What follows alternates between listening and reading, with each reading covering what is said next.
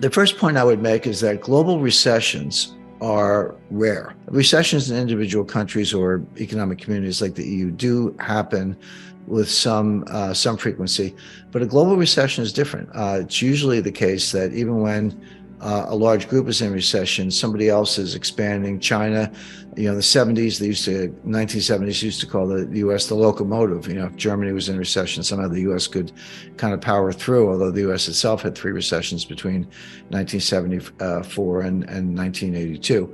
But a world recession is rare.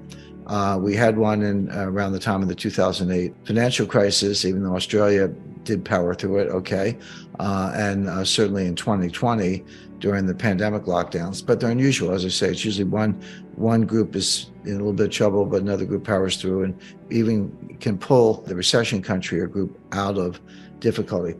But when global GDP declines, that's rare. We are heading for exactly that.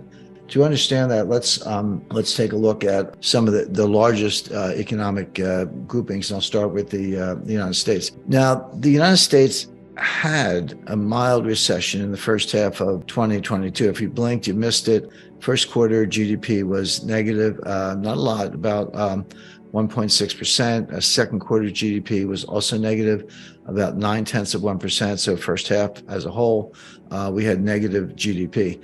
The rule of thumb definition of a recession is 2 consecutive quarters of declining GDP. That's the rule of thumb. We had that. It's in the data. Having said that, it was mild, and third quarter GDP and fourth quarter bounced back. But if there was a recession, it was mild. What I'm talking about is a much more severe recession, much more difficult, much sharper drop in economic output, beginning about now with rising unemployment, slowing industrial output, slowing retail sales, and importantly, for investors, a very sharp decline in inflation. So this is one of the kind of mystifying points about the U.S. stock market. I mean, it seems straightforward to me, but the market has their own dynamic. They're saying, well, if the Fed raises rates the way I described and they cause a recession, the Fed's going to have to cut rates. That's called the pivot, the Fed pivot, and lower rates are good for tech stocks, so buy stocks. But think about that for a second. What if inflation comes down faster than the Fed thinks? And I think it may, by the way, I'll return to that. What if inflation comes down really fast and they get to the target rate sooner than they think? Does that mean they might have to cut? Well, it might, but what's good about that for stocks? I mean, if that happens, no one ever says, why did that happen? They just say, well, inflation may come down, interest rates may come down, so buy stocks. It's like, well, inflation may come down, interest rates may come down, but if it does, it's because we're in a very severe recession, exactly what I'm forecasting. And so if that's the case, stocks are going to plunge, 30, 40, 50%. So don't root for lower rates, or if you're forecasting lower rates, understand what that means. It doesn't mean the Fed chickened out. It doesn't mean life is wonderful and you should buy tech stocks. It means that we're in the very severe recession that I described, and I think we will end up there. And therefore, stocks are going to plunge. So, be careful what you wish for, as they say. My forecast is, yeah, they are going to raise rates. They're going to over-tighten. They're going to cause a very severe recession.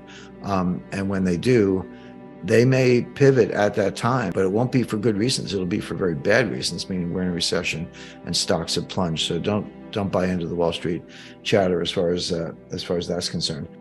Because as I say, the Fed's going to over-tighten. Now, why doesn't the Fed know this? Well, because they never know, because they have the worst forecasting record of any institution I can think of. Their entire history since 1913 is one blunder after another. And this will just be the latest in a long series. And so just to kind of summarize, the Fed's on a course. We know exactly what it is because they told us. All you have to do is listen to them and believe them. They're going to raise rates, let high rates do its work, do their work, and see the inflation come down, and maybe in 2024 cut rates. What I expect is they are going to raise rates for the next couple of meetings, exactly as I've described, but they're going to over-tighten. The signs of recession are already present. The Fed's not looking at them. I'll come back to what they are, by the way. And we'll be in a very severe recession for a lot of reasons. And that's going to mean a plunge in stock prices. So if the Fed cuts rates, don't cheer too loudly, because it'll be in a world where a severe recession, higher unemployment, and crashing stock prices are the norm. I'd like to finish on a, can't call it a happy note, but global liquidity crisis. Now, I talked about a global recession, and people go, well, isn't that like your liquidity crisis? No. A recession or a depression is very different than a liquidity crisis or a financial panic. They're two different things. They can and do happen separately. In 2008, we had both. In 2008, a recession or depression and a financial panic converged. So they can happen together, but they don't have to. They can happen individually. What we're in for looks like a global financial crisis and a global recession at the same time, coming sooner than later. Now, why do I say that? There's a global dollar shortage. People go, wait a second. The Fed printed $9 trillion, which they did in 2020. It's come down since then, but they did print that much money. How could there be a global dollar shortage? Well, what people don't understand is that behind the curtain, off balance sheet, this is off balance sheet. You got to go read the footnotes and understand what you're reading. There are $1 quadrillion of derivatives. And for those not familiar with the Q word, 1 quadrillion is 1,000 trillion. So I just said the Fed printed $9 trillion. Maybe it's down to $7 trillion. Yeah. But you have 1,000 trillion of derivatives. And they have to be supported with collateral. Not 100%, not even 10%. I mean, kind of 1% or 2% is enough. But when you're in a liquidity crisis, banks are extremely choosy about which collateral they'll accept to support this quadrillion-dollar inverted pyramid of derivatives. And right now, what they're saying, because this evolves, it gets worse. It doesn't happen overnight. It can become acute overnight, but it happens over the course of a year or longer. What we see, the banks are saying, I don't want corporate bonds as collateral. I don't want your mortgages as collateral. I don't even want 10-year Treasury notes as collateral. The only collateral I want are short-term U.S. Treasury bills. Treasury bills have a maximum maturity of 1 year, 360 days, but there can be 4-week bills, 8-week bills, 6-month bills, etc. That's the best form of collateral.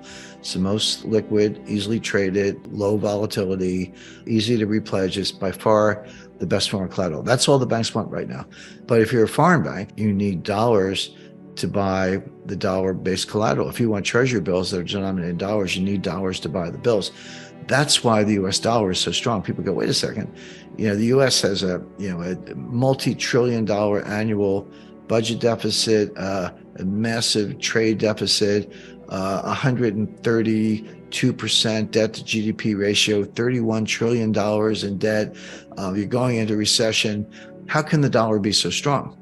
The answer is everything I just said has nothing to do with the demand for dollars in international foreign exchange markets. What's driving the demand for dollars is the need to get dollars to buy dollar-denominated collateral, specifically Treasury bills, to post as collateral to support the $1 quadrillion of derivatives.